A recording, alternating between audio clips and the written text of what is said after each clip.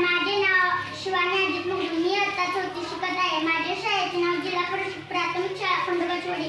मी तुम्हासनी भक्तिगीत म्हणून दाखवणार आहे. ते तुम्ही शांत चित्ताने ऐकून घ्यावे अशी माझी नम्र विनंती. माझ्या बोलीचे नाव आहे भक्त पुंडलिकासाठी. भक्त पुंडलिकासाठी उभा राहिला विटेवारी. भक्त पुंडलिकासाठी उभा राहिला विटेवारी. धनी मलाही दाखवाना विठुरायाची पंढरी. धनी मलाही दाखवाना विठुरायाची पंढरी. विठे नंद श्रीहरी.